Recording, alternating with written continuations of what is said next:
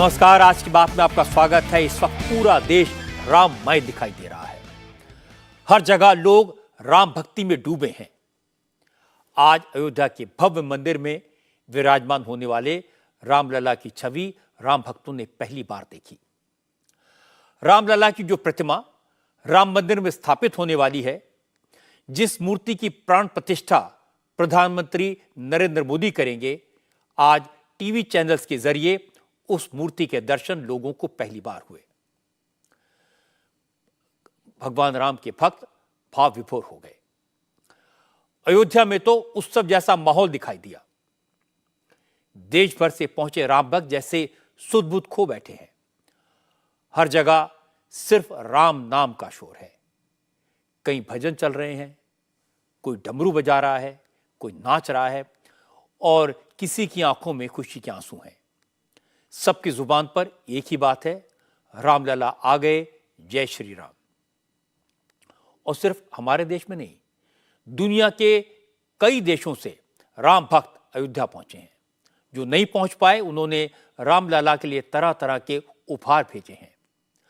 रामलला की प्राण प्रतिष्ठा में सिर्फ 65 घंटे का वक्त बचा है। आज प्रधानमंत्री नरेंद्र मोदी ने कहा, वो पूरी श्रद्धा और भक्ति के साथ धर्माचार्यों के बताए यम नियम का कठोरता से पालन कर रहे हैं। मोदी इस वक्त पूर्ण व्रत पर हैं। दिन में सिर्फ एक बार फलाहार कर रहे हैं और नारियल का पानी पी रहे हैं। आज योगी आदित्यनाथ भी अयोध्या पहुंचे, सारी तैयारियों का जायजा लिया, रामलला के दर्शन किए, नए राम मंदिर में गए, प्राण प्रतिष्ठा के अनुष्ठानों में लगे ब्राह्मणों से मिले। योगी को देखकर भक्तों में उत्साह आया। उन्होंने भगवान राम के जयकारे लगाए। हर जगह सिर्फ और सिर्फ राम का नाम सुनाई दिया, रामलला का गुणगान सुनाई दिया। और पहली बार आपकी अदालत में भी जय श्री राम के नारे लगे। आपकी अदालत में भी माहौल राममय हो गया। इस बार आपकी अदालत में मेरी मेहमान है साध्वी ऋतंबरा। साध्वी ऋतंबरा उन संतों में से हैं जो अयोध्या आंदोलन में सबसे आगे रही। वो कोई राजनेता नहीं है, राजनीति में नहीं है, किसी पार्टी के मेंबर नहीं है, लेकिन जब उन्होंने आपकी अदालत में अयोध्या आंदोलन के वक्त राम भक्तों पर किए गए जुल्मों की बात की और ये कहा, आज जब रामलला की प्राण प्रतिष्ठा का समय आया है, जब अयोध्या में राम मंदिर का उद्घाटन होने जा रहा है, तो उस वक्त की पीड़ा बहुत हल्की महसूस होती है। साध्वी ऋतंबरा ने एक गीत गाया और उसके बाद तो लगा लोग जैसे उनके दीवाने हो गए, साध्वी के साथ गाने लगे और फिर नारे भी लगाए। इसकी एक झलक आपको दिखाता हूं।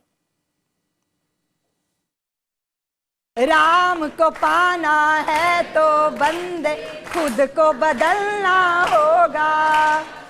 हाथ ऊपर करके, राम को पाना है तो बंदे खुद को बदलना होगा। राम को पाना है तो बंदे खुद को बदलना होगा। धर्म युद्ध में तुझको अंगारों पर चलना।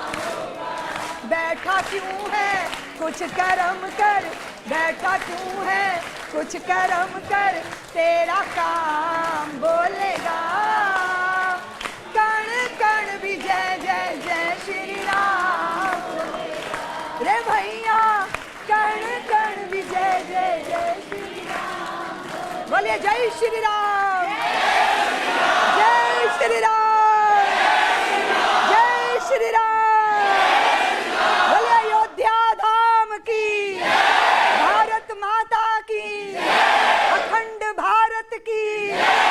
आज के आनंद की। ओम नमः पार्वती पतये हर हर महादेव। ये तस्वीरें बदलते वक्त, बदलते मूड, लोगों में आस्था के सैलाब और अयोध्या में राम मंदिर के बनने की खुशी का सबूत है। आम जनमानस में जबरदस्त उत्साह है। लेकिन यह बात भी किसी से छुपी नहीं है कि विपक्ष के नेता इस बात से दुखी हैं, परेशान हैं कि नरेंद्र मोदी रामलला की प्राण प्रतिष्ठा क्यों कर रहे हैं। राम मंदिर का उद्घाटन अभी क्यों हो रहा है? हालांकि विपक्ष के नेता खुद को सच्चा रामभक्त बता रहे हैं, मंदिर मंदिर जा रहे हैं।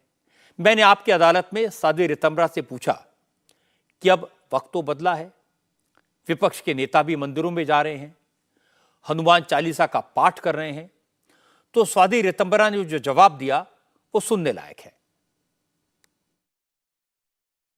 माहौल बदल रहा है, राजनेता भी अब मंदिर जाने लगे हैं, हनुमान चालीसा का पाठ करने लगे हैं। हाँ जी रजत जी, माहौल बदल रहा है, लेकिन जनता जानती है कि भाई कोर्ट के ऊपर जनेऊ पहन के दिखाने की क्या जरूरत है। अगर आपकी निष्ठा आस्था आपकी भारत की परंपरा के साथ है, आप अभी तक उनको गाली देते रहे, संतों को गाली देते रहे, भारत की परंपरा को कोसते रहे, चंद लोगों को खुश करने के लिए अपनी जड़ों पे कुठाराघात करते रहे, उसके बाद फिर जब ये नौटंकी होती है ना, तो जनता अच्छे से समझती है कि मामला क्या है। ये जो पब्लिक है सब जानती है रजत जी। इसके बाद साध्वी रितंबरा ने भविष्य की बात कही। उन्होंने कहा कि राम मंदिर तो बन गया, अयोध्या आंदोलन का फल तो मिल गया, लेकिन अभी काशी और मथुरा बाकी हैं। साध्वी रितंबरा ने कहा, अयोध्या में राम मंदिर के सबूत तो जमीन के नीचे छुपे थे, इसलिए आंदोलन करना पड़ा, कोर्ट में लड़ना पड़ा, लेकिन काशी में तो विश्वनाथ के नंदी खुद गवाही दे रहे हैं, बता रहे हैं कि भोलेनाथ कहां बैठे हैं। मथुरा में भी पत्थर गवाही दे रहे हैं। इसलिए अगर हिंदुओं को काशी और मथुरा दे दिए जाएं तो फिर उन 30,000 मंदिरों की मांग नहीं की जाएगी जिन्हें मुगल काल में तोड़ा गया। ओवैसी साहब की बातें मैं सुनता हूं, उनकी तकलीफ क्या है वो मैं आपको बताता हूं। वो मुस्लिम नौजवानों से कह रहे थे कि सबको अलर्ट रहना है, हमें अपनी मस्जिदों को सुरक्षित रहना है, क्योंकि अब राम मंदिर बन गया, अब ये ज्ञान वापी मांगेंगे। वो तो हम पहले से ही मांग रहे हैं रजत जी। और फिर वहां तो व्यक्ति गवाही नहीं देगा, पत्थर गवाहियां दे रहे हैं, वो अपनी कहानी स्वयं कह रहे हैं। इस सत्य को अगर स्वीकार कर ले समाज और वो सौहार्द से हिंदू समाज को वापस दे दे, तो फिर हम 30,000 की बात नहीं करेंगे। पर ऐसा तो नहीं हो रहा ना, ऐसा तो नहीं हो रहा। उस सत्य को झुठलाने की कोशिशें हो रही हैं। और हिंदू समाज का धैर्य देखो, आप सोचो जरा रजत जी, हमारी कृष्ण जन्मभूमि और हमारे बाबा विश्वनाथ, ये तीनों स्थान मांगे थे हमने, ज्यादा की हमने बात ही नहीं की, लेकिन उसके लिए भी संघर्ष करना पड़ा। और कोर्ट की पूरी प्रक्रियाओं से गुजर के निष्पक्ष निर्णय जब आया, तब हमने वहां मंदिर बनाने का, जब हमको आदेश मिला, तब हमने इस पहल को किया है। तो आप कभी तो ऐसे सोचो कि इतने बड़े बहुसंख्यक समाज के धैर्य की कभी तो प्रशंसा करो। आप कह रहे हैं कि हिंदू जग गया है, अब मथुरा के लिए, काशी के लिए आंदोलन होगा? नहीं, उसकी जरूरत ही नहीं है। आंदोलन हमें अयोध्या के लिए करना पड़ा रजत जी, क्योंकि साक्ष्य भूमि के अंदर दबे थे। पर काशी विश्वनाथ के तो नंदी उधरी को मुंह करके कह रहे हैं, भले ही बढ़िया कॉरिडोर बना लो, पर भोले बाबा वहीं बैठे हैं, इसलिए वो गवाही दे। साध्वी रितंबरा का ये पूरा शो तो आप देख सकेंगे कल रात 10 बजे। लेकिन मुझे याद है आपकी अदालत में जब वो किस्से सुना रही थी तो लोगों की आंखों में आंसू थे। उन्होंने बताया कि जब वो देश भर में राम मंदिर निर्माण के लिए अलग जगा रही थी, राम भक्तों के संघर्ष और उस वक्त मुलायम सिंह यादव की सरकार के जुल्म, पुलिस की प्रताड़ना की दिल दहलाने वाली घटनाएं बता रही थी, तो लोग रो पड़े। उन्होंने बताया कि कैसे राम भक्तों पर गोलियां चली, कैसे सरयू का पानी लाल हुआ, और आज वो किस तरह से आनंद में डूबी हैं। और आगे अब हिंदू संगठनों की क्या योजना होगी, इसका खुलासा भी उन्होंने किया। साध्वी रितंबरा के साथ आपकी अदालत का राम भक्ति में डूबा ये स्पेशल शो आप कल रात 10 बजे देख पाएंगे। लेकिन अब मैं आपको दिखाता हूं अयोध्या में इस वक्त क्या माहौल है। आज जैसे ही रामलला की मूरत सामने आई तो राम भक्त भाव विभोर हो गए। अयोध्या के भव्य राम मंदिर में रामलला की जो मूर्ति स्थापित होने वाली है, उसकी पहली तस्वीर आप देख रहे हैं। काले पत्थर की इस मूर्ति में रामलला का बाल स्वरूप है, कमल दल जैसी आंखें, चेहरे पर बाल सुलभ मुस्कुराहट, एक हाथ में धनुष और दूसरे में बाण लिए रामलला कमल के पुष्प पर खड़े हैं। रामलला की इस मूर्ति को अरुण योगीराज ने बनाया है।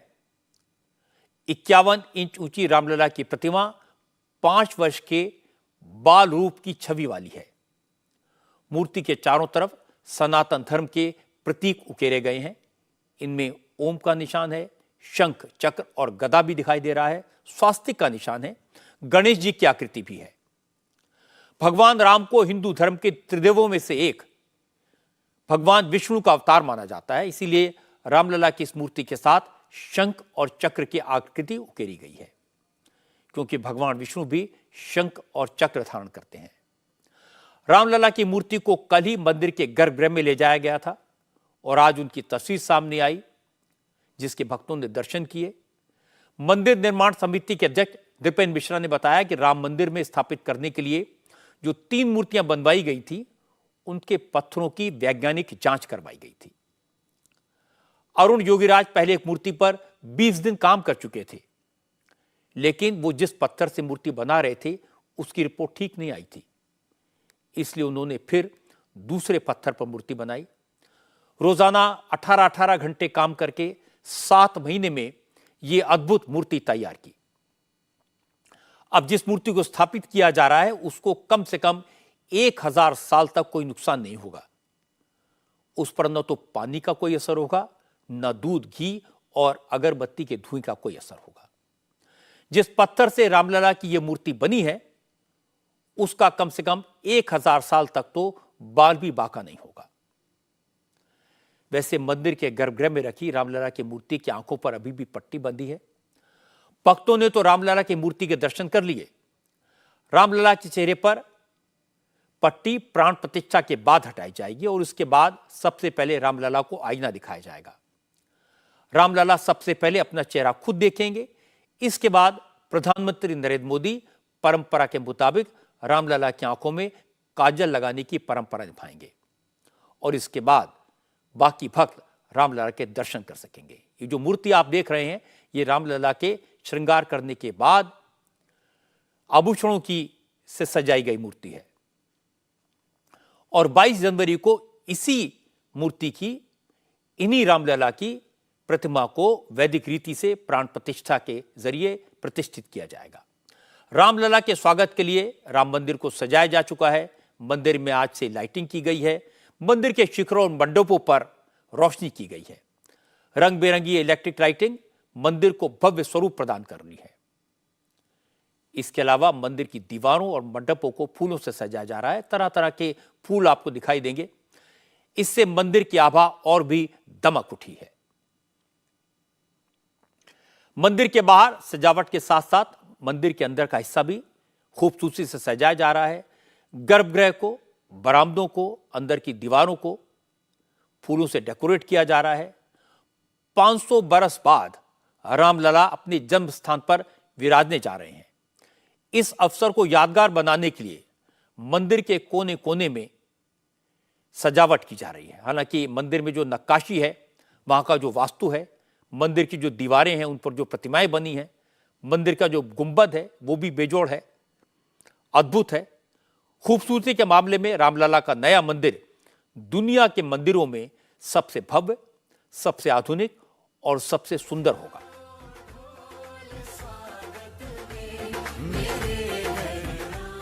प्राण प्रतिष्ठा के लिए राम मंदिर की सजावट के साथ साथ वैदिक रीतियों से पूजा पाठ की प्रक्रिया भी जारी है। गर्भगृह में रामलला की मूर्ति स्थापित होने के बाद आज मंदिर के पास ही बनाई गई यज्ञशाला में अग्निदेव का आह्वान किया गया। प्राण प्रतिष्ठा से पहले होने वाले यज्ञ में माचिस या किसी लाइटर का इस्तेमाल नहीं किया गया। अग्नि का आह्वान भी वैदिक परंपरा से किया गया। शमी और बरगद के पेड़ की लकड़ी से बनी अरणी का मंथन करके अग्नि प्रज्वलित की गई।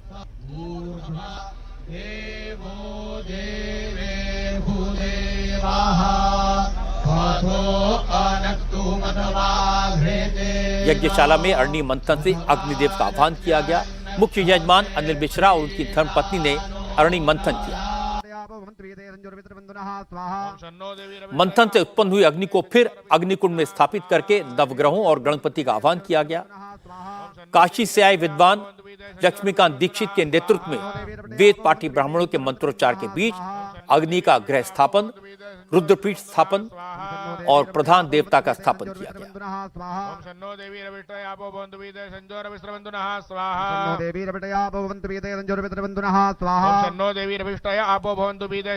इसके बाद योगिनी मंडल स्थापन, क्षेत्रपाल मंडल स्थापन, ग्रह होम और वास्तु शांति की गई।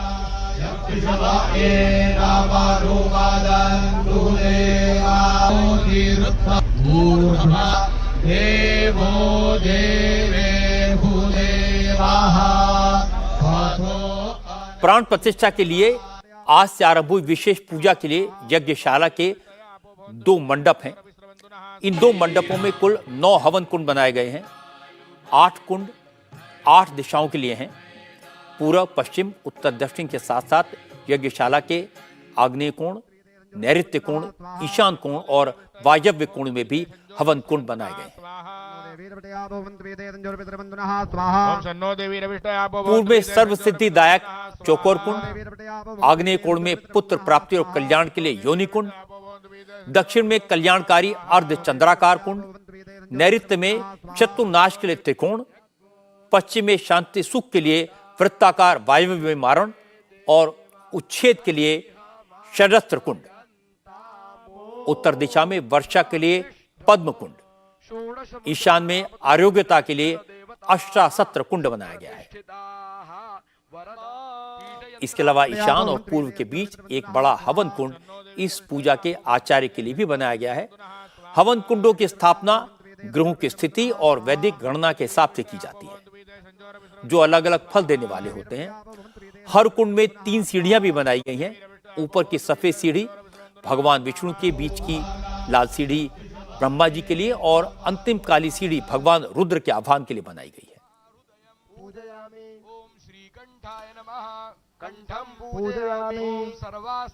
हर कुंड की लंबाई, चौड़ाई और गहराई 25.5 इंच की है। हर हवन कुंड के पूरे 5 अंग शास्त्र सम्मत तरीके से बनाए गए हैं। आज अरणि मंथन से अग्निदेव के आह्वान के बाद अग्नि को सभी कुंडों में डाला गया और उसके बाद से ही यज्ञशाला में बनाई गई वेदियों में देवी देवताओं का आह्वान करके उनका पूजन शुरू हुआ। वैदिक मंत्रों का पाठ हो रहा है। इसके लिए काशी से वेद पाठी ब्राह्मणों की एक स्पेशल टीम आई है। यज्ञशाला के हवन कुंडों का निर्माण भी इसी टीम ने किया है।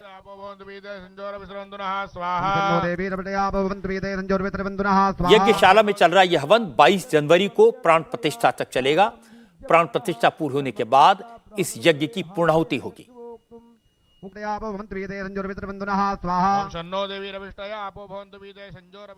यज्ञशाला में हवन के साथ साथ राम मंदिर के गर्भगृह के भीतर भी पूजा चल रही है। शास्त्रों में बताए गए विधि विधान के अनुसार पूजन विधि के मुताबिक अनुष्ठान किए जा रहे हैं। अब रामलला अपने जन्म स्थान पर पधार चुके हैं, जिसके बाद आज सबसे पहले गणेश देवता का आह्वान किया गया।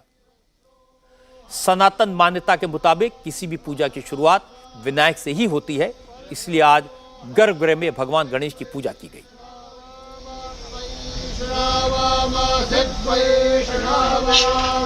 इसके बाद विष्णु, ब्रह्मा, नवग्रह और रुद्रादि देवों का आह्वान किया गया। गर्भगृह में पूजा 22 जनवरी को प्राण प्रतिष्ठा होने तक सतत रूप से जारी रहेगी।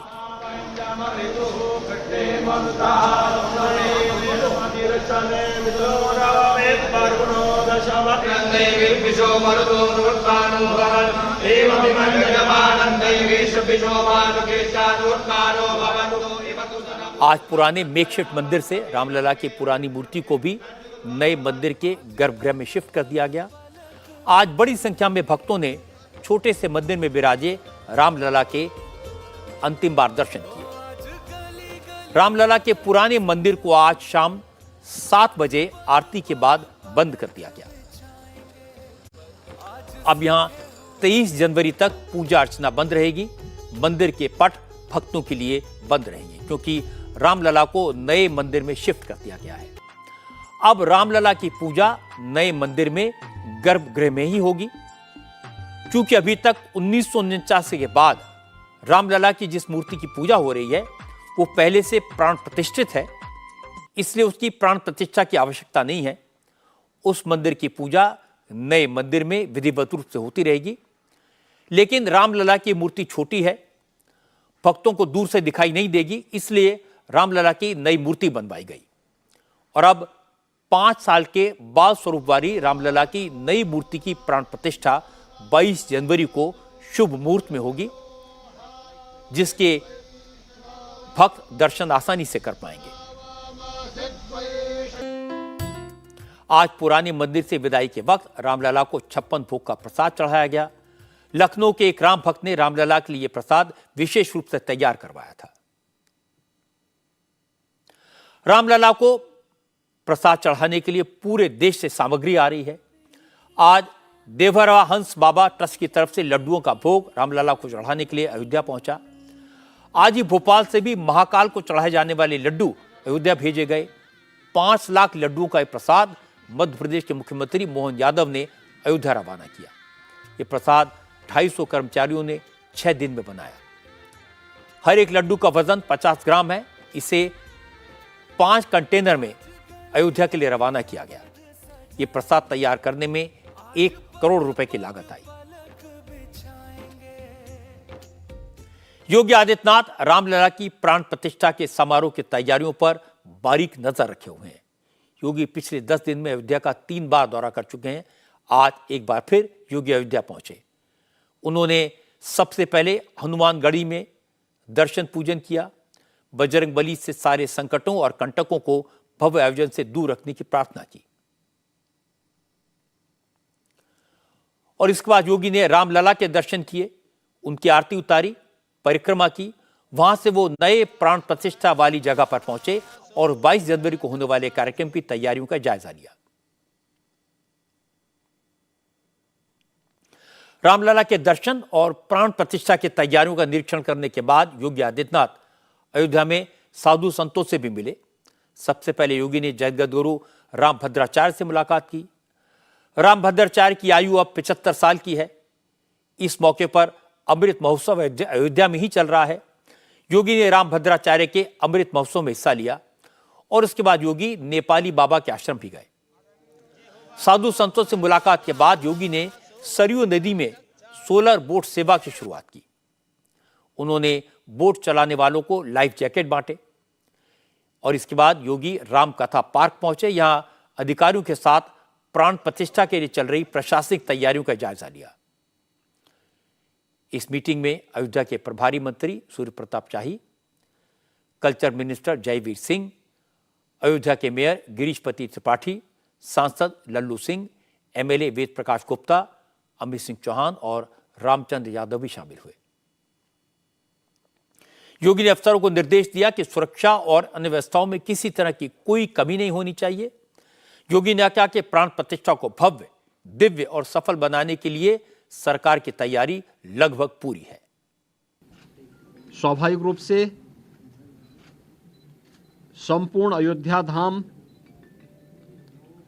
और पूरे उत्तर प्रदेश और देश में उत्साह का माहौल है। अयोध्या में समारोह की दृष्टि से बाहर क्या व्यवस्थाएं हुई हैं, प्रशासन की इस व्यवस्था की समीक्षा करने के लिए आज पुनः मैं एक बार यहाँ पर आया हूँ। स्थानीय स्तर पर प्रशासन ने और प्रदेश सरकार के मंत्रियों ने पहले से ही यहाँ पर सारी व्यवस्थाओं को, चाहे वह यहाँ के लोकल स्तर पर ट्रस्ट के साथ समन्वय का हो, यहाँ की सुविधाओं का हो, ट्रैफिक का है, सुरक्षा का है और अन्य सभी प्रकार की व्यवस्था को बेहतर तालमेल से आगे बढ़ा करके 22 जनवरी के इस ऐतिहासिक पल के कार्यक्रम को पूरी भव्यता के साथ, पूरी दिव्यता के साथ, सुरक्षित और सुव्यवस्थित तरीके से संपन्न करने के लिए अपनी तैयारियां लगभग पूरी कर ली हैं। लेकिन रामलला के नए विग्रह की प्राण प्रतिष्ठा को लेकर भक्तों में उत्साह इतना ज्यादा है कि कोई किसी की सुन नहीं रहा। देश के कोने कोने से भक्त रामलला की नगरी पहुंच रहे हैं। महिलाएं, बच्चे, बड़े, बुजुर्ग, हर कोई अयोध्या की तरफ कूच कर चुका है। कोई पैदल, कोई दौड़कर, कोई साइकिल से, तो कोई अपना रिक्शा लेकर अयोध्या पहुंच रहा है। लोग राम भक्ति में लीन हैं। सबकी जुबान पर भगवान का नाम है। महिलाएं भगवान के स्वागत के लिए मंगल गीत गा रही हैं।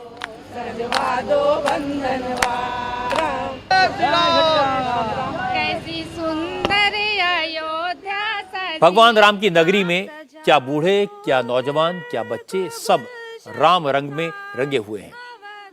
सर्वप्रिय राम, सबके आराध्य राम, हर भक्त अपने तरीके से भगवान की सुध ले रहा है, राम नाम जप रहा है। दुल्हन सी अवध में राम आए हैं, जय श्री राम। 22 जनवरी को प्रधानमंत्री नरेंद्र मोदी रामलला के नए विग्रह की प्राण प्रतिष्ठा करेंगे। इस कार्यक्रम के लिए मोदी के गांव वडनगर से भी लोग अयोध्या पहुंच गए हैं। मोदी के गांव के तालाब का जल लाए हैं, जहां नरेंद्र मोदी का बचपन बीता था।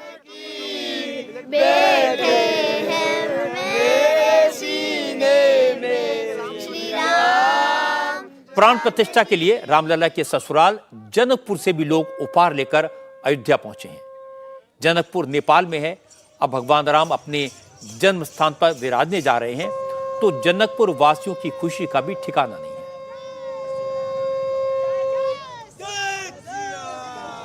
जय राम लला, जय राम लला। राम की नगरी अयोध्या में मौजूद हर शख्स राममय है। सबकी मुंह पर राम धुन है, राम का नाम है। अयोध्या में चाय बेचने वाले भी राम भजन गा रहे हैं। राम की अयोध्या नगरी सबसे सुंदर सीता, राम की अयोध्या नगरी। रामलला की प्राण प्रतिष्ठा के लिए वाराणसी से पीएसी का एक बैंड भी अयोध्या पहुंचा है। इस बैंड ने विशेष रामधुन तैयार की है। आज इस बैंड ने अयोध्या के लता मंगेशकर चौक पर अपनी प्रस्तुति दी।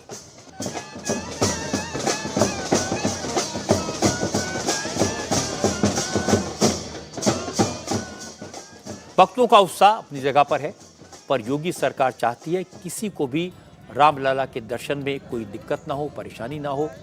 22 जनवरी को पूरे देश से विशेष अतिथि पहुंचेंगे। इस कार्यक्रम से पहले रामलला के दर्शन रोक दिए गए हैं। होटल्स फुल हैं, धर्मशालाओं में भी जगह नहीं है और आश्रम भी पूरी तरह भरे हुए हैं। ऐसे में इस भीषण ठंड में लोगों को सुरक्षित रखने के लिए आज योगी आदित्यनाथ ने राम भक्तों से अपील की। योगी ने कहा उन्हें पता है कि सभी लोग रामलला के दर्शन जल्दी से जल्दी करने के लिए लालायित हैं, लेकिन वो सबसे अपील करना चाहते हैं कि 22 जनवरी के बाद ही अयोध्या आएं, जिससे सरकार भी उनके लिए पूरे इंतजाम कर सके। योगी ने कहा वो खुद अपनी कैबिनेट के साथियों के साथ 1 फरवरी को रामलला के दर्शन करेंगे। मेरी अपील होगी सभी जनता जनार्दन से कि जो भावनाएं उनके मन में है वही हमारे मन में भी है, और इसलिए हम लोग बेहतर तालमेल और समन्वय से अगर दर्शन करने के लिए आएंगे तो दर्शन भी हो पाएगा और किसी प्रकार का कोई कष्ट किसी भी श्रद्धालु को और किसी भी आने वाले यात्री को अयोध्या धाम में नहीं होगी। पैदल लोग न चले। हम लोग देख रहे हैं बहुत सारी जगह से लोग पैदल चले आ रहे हैं, वे पैदल न करें। भीषण शीतलहरी चल रही है। अपने बिना बताए कार्यक्रम के अनुसार भी न चले। राज्य के अंदर हम लोग व्यवस्थाएं दे रहे हैं, जनपदों को भी देंगे, राज्यों को भी व्यवस्था देंगे, हर एक व्यवस्था से के साथ करेंगे। हम लोग भी कोऑर्डिनेशन करेंगे और हम लोग तीर्थ क्षेत्र न्यास के साथ भी हम एक जिसके बारे में चर्चा करके विस्तृत कार्य योजना बनाएंगे। लेकिन अगर हर व्यक्ति अपने तरीके से आएगा तो कहीं अव्यवस्था किसी स्थिति न पैदा हो, ये हमें देखना होगा। और हर व्यक्ति इस बारे में अपना जैसे अब तक सहयोग करते रहे हैं, तो उस सहयोग को अगर आगे भी जारी रखेंगे तो हमें भी बहुत सुविधा होगी और हर एक श्रद्धालु को, आने वाले श्रद्धालु को भी प्रभु श्री रामलला के 500 वर्षों के बाद, कई शताब्दियों के बाद दर्शन करके आनंद की अनुभूति होगी, अंतःकरण से उन्हें आनंद की अनुभूति होगी। योगी आदित्यनाथ की परेशानी समझी जा सकती है। लोगों का अति उत्साह व्यवस्थाओं में परेशानियां पैदा कर सकता है और व्यवस्था की जिम्मेदारी, अनुशासन की जिम्मेदारी योगी पर है। असल में आज अयोध्या में जो उत्साह दिखाई दे रहा है, अयोध्या नगरी का जो भव्य और दिव्य स्वरूप दिखाई दे रहा है, उसके लिए लोगों ने 500 वर्ष इंतजार किया है, इसलिए इतनी ललक है। आज रामलला का जो बाल स्वरूप दिखाई दिया, उसकी प्राण प्रतिष्ठा के लिए हजारों लोगों ने कड़ा संघर्ष किया, सैकड़ों लोगों ने अपने प्राणों की आहुति दी। इसलिए सभी को 22 जनवरी के शुभ मुहूर्त का उत्सुकता से इंतजार है। पूरे देश में हर जगह इसी की चर्चा है। लेकिन जिन लोगों ने राम जन्मभूमि के आंदोलन में हिस्सा लिया था, वो आज भी जब जुल्म और अपमान की बातें बताते हैं तो रोंगटे खड़े हो जाते हैं। आपकी अदालत में साध्वी ऋतंबरा ने बताया कि कैसे उन्हें प्रताड़ित किया जाता था, कैसे पूरे हिंदू समाज का मजाक उड़ाया जाता था, कैसे पुलिस हमेशा उनके पीछे पड़ी रहती थी और उन्हें भेष बदल बदल कर जन जागरण की सभाओं में जाना पड़ता था। साध्वी ऋतंबरा ने उन कार सेवकों को याद किया और वो रो पड़ी। वो कार सेवक जिन पर मुलायम सिंह यादव की सरकार ने गोलियां चलवाई थी, जिनके खून से सरयू का पानी लाल हो गया था। और ये बात कम लोग जानते हैं कि इस पूरे संघर्ष में नरेंद्र मोदी का रोल काफी एक्टिव था। राम जन्मभूमि आंदोलन को लीड करने वाले लाल कृष्ण आडवाणी के रथ के सारथी नरेंद्र मोदी थे। आज ही मुझे किसने वो वीडियो भेजा जिसमें बिहार की पुलिस जब आडवाणी जी को अरेस्ट करने पहुंचती है तो नरेंद्र मोदी सारी व्यवस्था करते दिखाई दे रहे हैं। ट्रेन के बाहर खड़े नरेंद्र मोदी जय श्री राम के नारे लगवा रहे हैं। असल में मोदी ने तभी प्रण कर लिया था कि वो अयोध्या में राम मंदिर बनवा कर रहेंगे। इसीलिए आज भी राम मंदिर के आंदोलन को याद करके वो भावुक हो जाते हैं। देश के करोड़ों लोगों की तरह मोदी को भी प्राण प्रतिष्ठा के क्षण का बेताबी से इंतजार है। रामलला की प्राण प्रतिष्ठा के लिए प्रधानमंत्री नरेंद्र मोदी 11 दिनों का अनुष्ठान कर रहे हैं, यम नियमों का पालन कर रहे हैं। कड़ी ठंड में मोदी जमीन पर कंबल बिछाकर सो रहे हैं। वो सिर्फ नारियल पानी पी रहे हैं, रोज नियम से गौ पूजा और गौ सेवा कर रहे हैं, अन्न और कपड़ों का दान कर रहे हैं। प्रधानमंत्री देश के उन मंदिरों में जा रहे हैं जो किसी न किसी तरह भगवान राम से जुड़े हैं। 22 जनवरी तक मोदी का अनुष्ठान जारी रहेगा, लेकिन इतने कड़े नियमों को निभाते हुए भी मोदी की दिनचर्या पर, उनकी जिम्मेदारियों पर कोई असर नहीं पड़ा है। वो अपने काम हमेशा की तरह निभा रहे हैं। आज सुबह सुबह मोदी महाराष्ट्र के सोलापुर पहुंचे। यहां पीएम आवास योजना के तहत बने 90,000 घरों की चाबी लाभार्थियों को सौंपी। महाराष्ट्र के बाद प्रधानमंत्री कर्नाटक पहुंचे। बेंगलुरु में उन्होंने Boeing India engineering and technology centre का उद्घाटन किया और इसके बाद चेन्नई पहुंचे, जहां उन्होंने खेलो इंडिया यूथ गेम्स की शुरुआत की। सोलापुर में आज प्रधानमंत्री ने लोगों से अपने दिल की बात कही। उन्होंने कहा कि प्राण प्रतिष्ठा के लिए संतों के मार्गदर्शन में वो कड़े नियमों का पालन कर रहे हैं। उन्होंने कहा कि 500 साल के बाद अयोध्या में रामलला अपने भव्य मंदिर में विराजमान हो जाएंगे। इसलिए उस दिन सभी राम भक्त अपने अपने घरों में दीप जलाकर रामलला का स्वागत जरूर करें। ये समय हम सभी के लिए भक्ति भाव से भरा हुआ है। 22 जनवरी को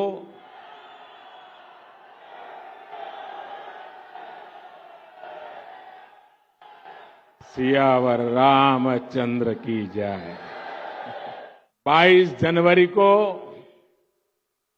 वो ऐतिहासिक क्षण आने वाला है जब हमारे भगवान राम अपने भव्य मंदिर में विराजने जा रहे हैं। हम सब ने आराध्य के दर्शन टेंट में करने की दशकों पुरानी पीड़ा अब दूर होने जा रही है। राम मंदिर में प्राण प्रतिष्ठा से पहले कुछ संतों के मार्गदर्शन में मैं अपने यम नियमों में व्यस्त हूं और उसका मैं बड़ी कठोरता से पालन भी करता हूं और आप सबके आशीर्वाद से इन 11 दिनों में मैं वो साधना कर पाऊं ताकि मेरी कोई कमी न रह जाए। 22 जनवरी को अपने पक्के घर में शाम को राम ज्योति प्रज्वलित करेंगे। अगर राम के नाम पर अपने मोबाइल का फ्लैश चालू कीजिए और राम ज्योति का संकल्प लीजिए। जिसके हाथ में मोबाइल फोन है वो वहां दूर भी लोग हैं, मैंने तो सोचा नहीं था। ये फ्लैश लाइट होने के बाद दिखने लगा इतनी भारी भीड़ है। जरा हाथ ऊपर करके बताइए 22 तारीख शाम को राम ज्योति प्रगटाएंगे। शाबाश। एक तरफ नरेंद्र मोदी भगवान श्री राम को पक्का घर मिलने की बात कर रहे थे और दूसरी तरफ सोलापुर की 90,000 गरीब जनता को घर की चाबी सौंप रहे थे और उस वक्त उन्हें अपने बचपन के दिन याद आ गए। गरीबी में बिताया समय याद आ गया। बोलते बोलते मोदी का गला भर आया। भर्राई हुई आवाज में मोदी ने कहा, जब मैं इन फ्लैट्स को देख रहा था तो मेरे मन में एक ही बात चल रही थी कि काश बचपन में मुझे भी ऐसा घर मिलता। इसके बाद मोदी ने खुद को संभाला और कहा उन्होंने हर गरीब को अपना घर देने का संकल्प लिया है और इस संकल्प को पूरा करने की गारंटी देते हैं। आज पीएम आवास योजना के तहत बनी देश की सबसे बड़ी सोसाइटी का लोकार्पण हुआ है और मैं जाकर के देख के आया। मुझे भी लगा कि काश मुझे भी बचपन में ऐसे घर में रहने का मौका मिला।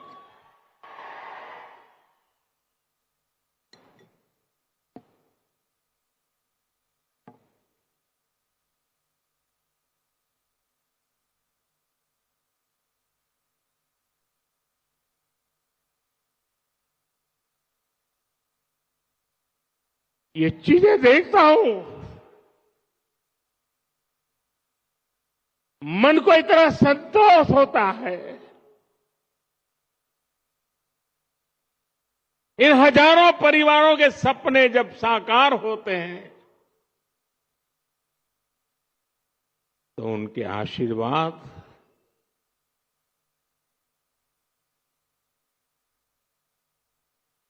मेरी सबसे बड़ी पूंजी होते हैं।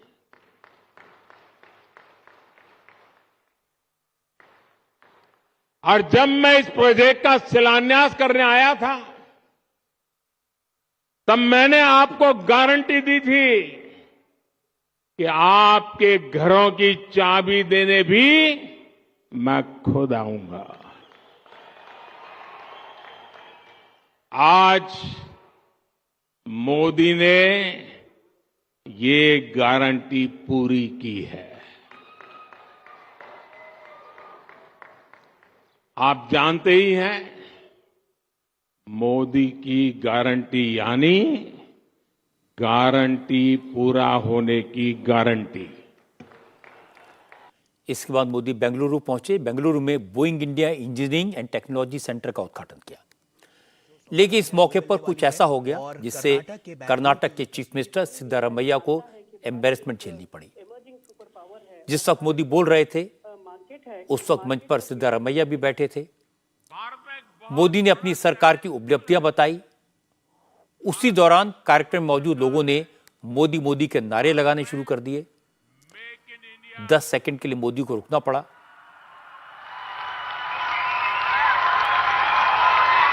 लेकिन मोदी समझ गए सिद्धरामैया के लिए ये स्थिति असहज है, तो उन्होंने बात को संभाला, हल्के फुल्के अंदाज में कहा, मुख्यमंत्री जी ऐसा होता रहता है। भारत में एक बहुत बड़ा टैलेंट पूल है। भारत में एक स्टेबल सरकार है। भारत में मेक इन इंडिया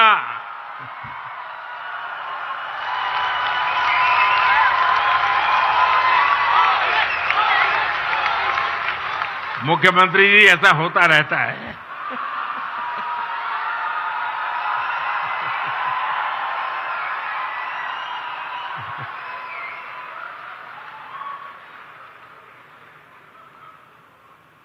भारत में मेक इन इंडिया को प्रोत्साहित करने वाली पॉलिसी अप्रोच है। मौके पर चौका कैसे लगाना है ये मोदी से बेहतर कोई नहीं जानता। उन्होंने कांग्रेस के मुख्यमंत्री को भी बता दिया कि उनके राज्य में भी मोदी का नाम ही चलता है। हालांकि इसके बाद मोदी कल सुबह रामेश्वरम जाएंगे। रामेश्वरम में भगवान राम ने समुद्र सेतु बनाने से पहले भगवान शिव की आराधना की थी। रामेश्वरम में शिवलिंग की स्थापना की थी। यहां प्राचीन कोदंडराम मंदिर भी है। मोदी कल दोनों मंदिरों के दर्शन करेंगे और इसके बाद 22 जनवरी को मोदी अयोध्या में राम मंदिर का उद्घाटन करेंगे। रामलला की प्राण प्रतिष्ठा में मुख्य यजमान होंगे और प्राण प्रतिष्ठा के बाद ही मोदी का व्रत खत्म होगा। लेकिन एक बुरी खबर यह है कि अयोध्या में होने वाले इस भव्य और ऐतिहासिक समारोह पर भी देश के दुश्मनों की काली नजर है। आतंकवादी संगठन इस शुभ अवसर पर भी विघ्न डालने की साजिश रच रहे हैं। आज उत्तर प्रदेश की एटीएस ने एक ऐसी साजिश का खुलासा किया।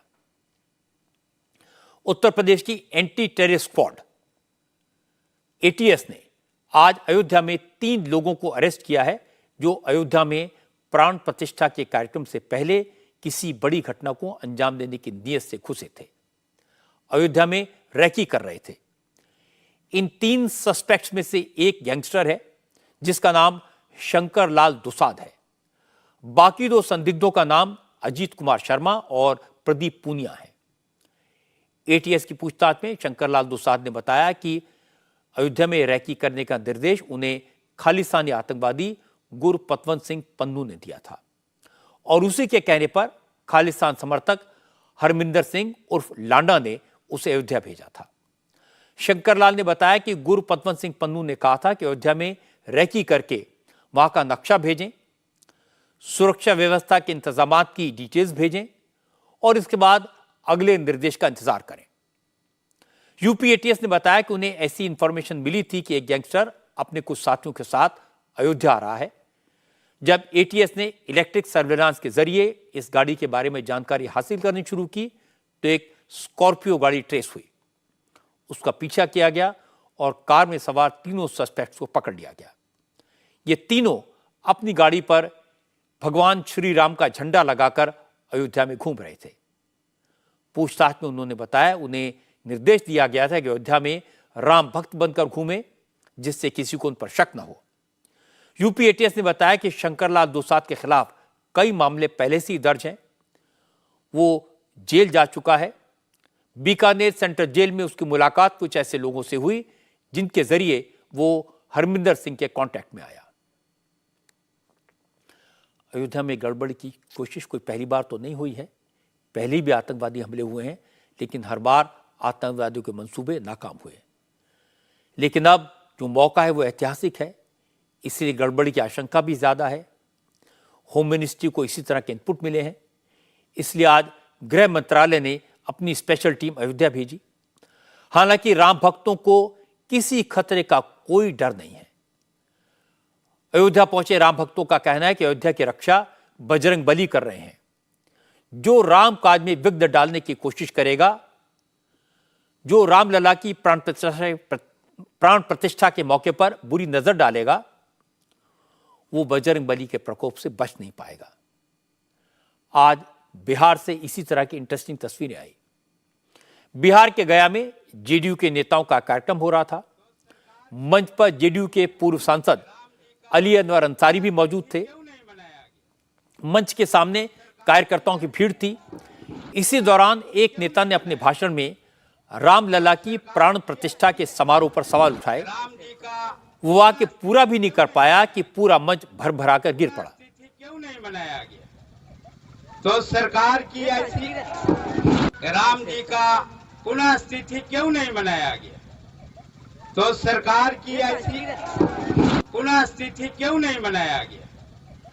तो सरकार अब ये तस्वीरें सोशल मीडिया पर खूब वायरल हो रही हैं और इन्हें देखकर राम भक्त कहेंगे कि जो राम के काम में बाधा डालेगा उसका यही हाल होगा। ब्रेक पर जाने से पहले आपको याद दिला दूं कि आपकी अदालत में इस बार मेरी मेहमान है साध्वी ऋतंबरा। साध्वी ऋतंबरा से मैंने वो सब सवाल पूछे जो प्राण प्रतिष्ठा के मौके पर सबके मन में हैं। क्या राम मंदिर की तारीख चुनाव देखकर तय की गई? क्या अयोध्या का श्रेय मोदी को देना जरूरी है? राम मंदिर पर इतनी राजनीति क्यों? क्या बीजेपी को चुनाव में इसका फायदा होगा? क्या मोदी तीसरी बार प्रधानमंत्री बनेंगे? साध्वी ऋतंबरा ने हर सवाल का जवाब खुलकर दिया। Please welcome Sadhvi ऋतंबरा।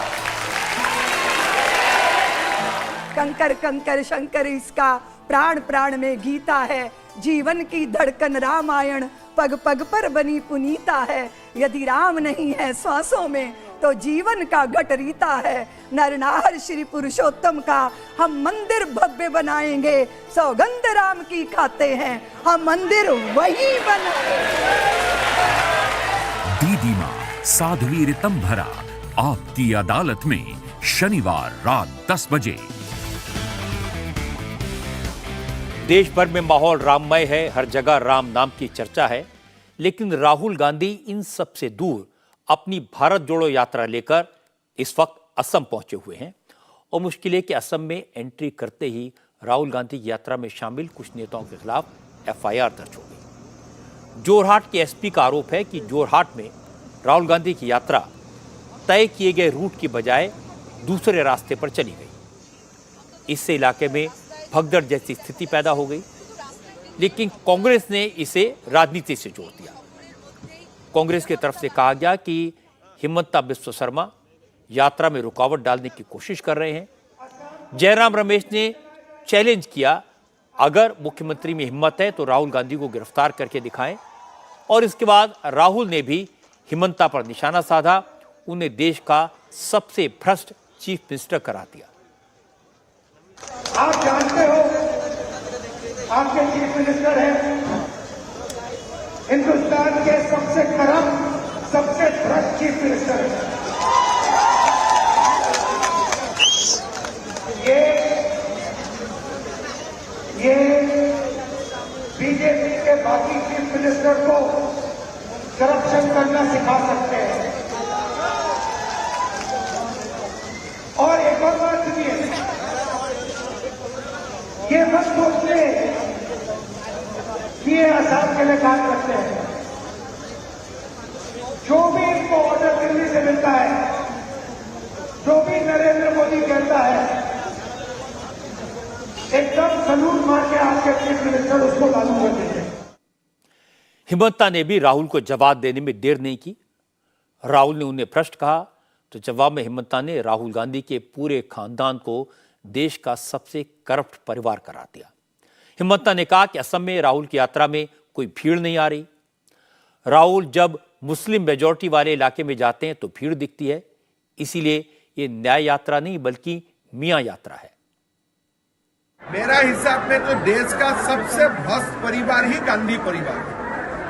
ये देश में बोफोर्स से लेकर भोपाल गैस कांड का एंडरसन को भगाने से जितना देश का सबसे भ्रष्ट परिवार है, सबसे भ्रष्ट परिवार ही गांधी परिवार है। खाली भ्रष्ट नहीं, डुप्लीकेट भी। उनका तो फैमिली नाम गांधी है ही नहीं, अपना डुप्लीकेट नाम लेके घूम रहा है। जैसे डुप्लीकेट लाइसेंस होने से तो मैं पकड़ लेता था, लेकिन डुप्लीकेट टाइटल लेने से क्या परिणाम होता है मैं नहीं जानता, इसीलिए वो घूम रहा है। न्याय यात्रा न हो तो मिया यात्रा, एक तो कोनो न्याय यात्रा हुआ नहीं। য'ত মিয়া থাকিব তাতে মানুহ হ'ব, য'ত মিয়া নাই তাতে মানুহ নহ'ব। গতিকে মোৰ দৃষ্টিত এইটো ন্যায় যাত্ৰা নহয়, এইটো মিয়া যাত্ৰা। राहुल और हिमंता का झगड़ा पुराना है। हिमंता काफ़ी समय कांग्रेस में रहे हैं और राहुल से टकराव के बाद भी उन्होंने कांग्रेस छोड़ी थी। और जिस तरह से उन्होंने राहुल गांधी पर हमले किए, जिस तरह से उन्होंने कांग्रेस की नीतियों को एक्सपोज किया, ये बातें राहुल को ज़रूर चुभती होंगी। इसीलिए आज राहुल ने उनके लिए इतनी कड़वी बातें कही। लेकिन आपने देखा जवाब देने में हिमंता कम नहीं है और इंतजार भी नहीं करते, उन्होंने भी बराबर की चोट की। ब्रेक पर जाने से पहले आपको फिर से याद दिला दूं कि इस बार आपकी अदालत में मेरी मेहमान है अयोध्या आंदोलन की सबसे तेज तर्रार संत और प्रखर वक्ता साध्वी ऋतंभरा। राम मंदिर का निर्माण पूरा हो गया है, पूरा देश राममय है, इसलिए साध्वी ऋतंभरा भी उत्साहित हैं, जोश में हैं, आनंद से भरी हुई हैं और हर जगह राम मंदिर की चर्चा है। पर कई सवाल भी हैं। एक सवाल तो असम से आया, क्या राम मंदिर के नाम पर मुसलमानों को डराया जा रहा है? क्या अब मथुरा काशी को लेकर आंदोलन होगा? ऐसे हर सवाल का जवाब दिया साध्वी ऋतंभरा ने आपकी अदालत में। Please welcome Sadhvi Ritambhara. जितने भी विरोधी दल हैं सबको लगता है कि लोकसभा के चुनाव होने वाले हैं, इसलिए मंदिर की प्राण प्रतिष्ठा का कार्यक्रम अभी रखा गया। हम तो पहले से ही कहते थे रजत जी, लोकसभा बासंती चोला पहन के जिस दिन आएगी, गली गली मेरे भारत की वृंदावन बन जाएगी। काशी, मथुरा और अयोध्या ने एक साथ ललकारा है, कहो गर्व से हम हिंदू हैं, हिंदुस्तान हमारा। दीदी मां साध्वी ऋतंभरा आपकी अदालत में शनिवार रात 10 बजे। यकीन करना मुश्किल है, लेकिन बिहार में एक बार फिर से चर्चा है कि नीतीश कुमार फिर पलटी मार सकते हैं, क्योंकि अमित शाह ने कह दिया अगर कोई एनडीए में आना चाहेगा तो उस पर विचार किया जाएगा। हालांकि अमित शाह ने नीतीश का नाम नहीं लिया, लेकिन सवाल नीतीश कुमार का नाम लेकर पूछा गया था। दूसरी डेवलपमेंट यह हुई कि आज सुबह सुबह ईडी की टीम राबड़ी देवी के घर नोटिस लेकर पहुंच गई। और तीसरी डेवलपमेंट यह हुई कि लालू यादव और तेजस्वी यादव अचानक नीतीश कुमार से मिलने पहुंच गए। तो जाहिर है चर्चा तो शुरू होनी ही थी कि पर्दे के पीछे कुछ तो चल रहा है। नीतीश कुमार के सरकारी घर पर लालू यादव और तेजस्वी करीब 45 मिनट तक रुके। मीटिंग खत्म हुई, लालू यादव बिना कुछ कहे वहां से निकल गए, मीडिया से कोई बात नहीं की। लेकिन तेजस्वी ने कहा यह एक नॉर्मल मीटिंग थी, ऐसी मीटिंग्स तो अक्सर होती रहती हैं। लेकिन तेजस्वी से यह साफ साफ पूछा गया क्या बिहार की राजनीति में कोई बड़ा बदलाव होने वाला है? क्या नीतीश कुमार एनडीए में जा सकते हैं? तो तेजस्वी ने कहा यह बेकार की बात है, इसमें कोई सच्चाई नहीं है। महागठबंधन से बीजेपी परेशान है, इसीलिए बीजेपी इस तरह की अफवाहें उड़ा रही है। आप लोग जो सवाल पूछ रहे हैं कोई जमीनी हकीकत है ही नहीं और बार बार हमको जस्टिफाई करने की जरूरत नहीं है। बड़ा ऑफर मिला है नीतीश कुमार को, कुछ भी हो सकता है। अरे भैया आप लोग बहुत जानकार हैं। क्या ऑफर है ये बता दी। जब से लालू जी नीतीश जी एक हुए हैं तब से पीड़ा में है बीजेपी। लेकिन बिहार की राजनीति में सब जानते हैं कभी भी कहीं भी कुछ भी हो सकता है और इस पर जो सफाई दी जाती है उसका कभी कोई मतलब नहीं होता। बिहार के पूर्व मुख्यमंत्री नीतीश कुमार के पुराने साथी जीतन राम मांझी वो सब जानते हैं। मांझी ने ट्वीट किया, बताया बिहार में कुछ भी हो सकता है, इसलिए उन्होंने अपनी पार्टी के सभी विधायकों को 25 जनवरी तक पटना में ही रुके रहने को कहा है। इसके बाद जीतन मांझी सामने आए तो सवाल पूछे गए और उन्होंने कहा नीतीश कुमार प्रेशर में हैं, उन पर तेजस्वी को मुख्यमंत्री बनाने का दबाव है, इसलिए वो बाहर निकलने का रास्ता खोज रहे हैं और उसके लिए कुछ भी कर सकते हैं।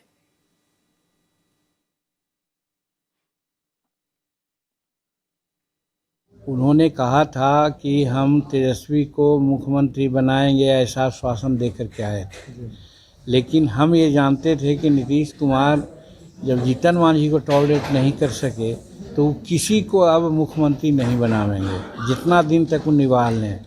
आज परिस्थिति यही हुई कि आज जिस प्रकार से दबाव है, आज राष्ट्रीय जनता दल के दबाव से हमारे नीतीश कुमार विचलित हैं और वो जगह खोज रहे हैं कि कैसे हम चलें।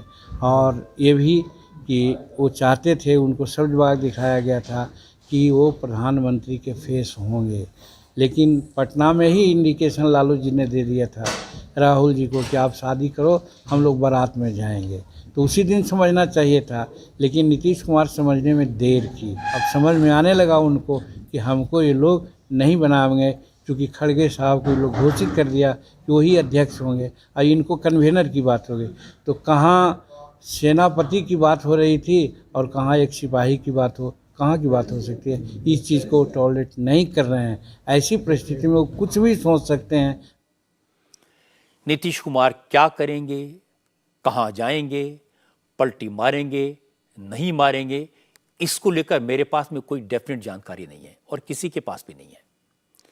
लेकिन जिस तरह की बातें सुन रहे हैं, जो सामने दिखाई दे रहा है, उससे एहसास तो होता है कि पर्दे के पीछे कुछ तो हो रहा है, कुछ गड़बड़ तो है।